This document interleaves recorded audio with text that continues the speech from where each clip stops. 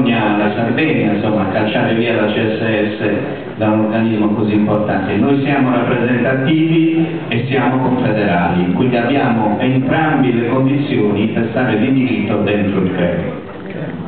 A Paola? Torno grazie su poeta Paola Alcioni, a onorai su poeta Eliseo Spiga. Su indipendentista Paola Alcioni, a onorai su poeta Eliseo Spiga, e a donare buona a suo sindacato CSS di oi cumpliri 25 anni di attività e non è pago.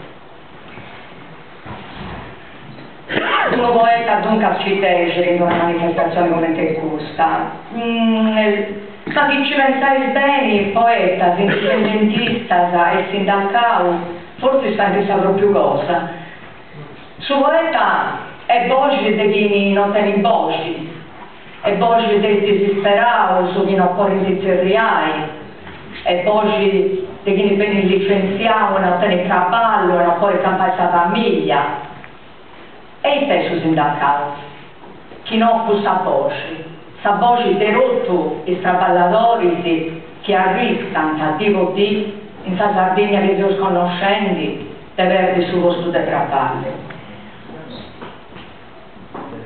E i terzi, l'indipendentismo, chi no sa volontari, se serriai a 11 punti persone che non può serriare.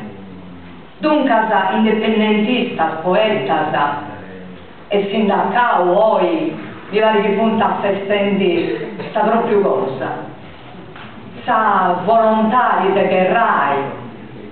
guerrai a suo stato dei cavalladori, de guerrai a suo stato del suo popolo nostro, finta dall'indipendenza. Eliseo da fatto, non so spereoso di arrivare a cadere che Dio sappia realizzare.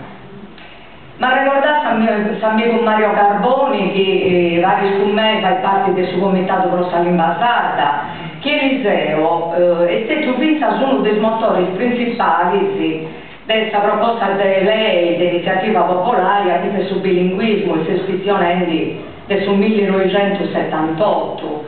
Conosco che era spinta a sposa lingua nostra, è dunque una persona del porto umano.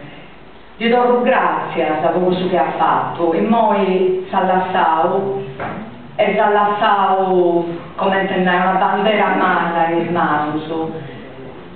Devo supportare con il suo coraggio che ha attento isso, sicuramente lo sono pari, finita dall'indipendenza.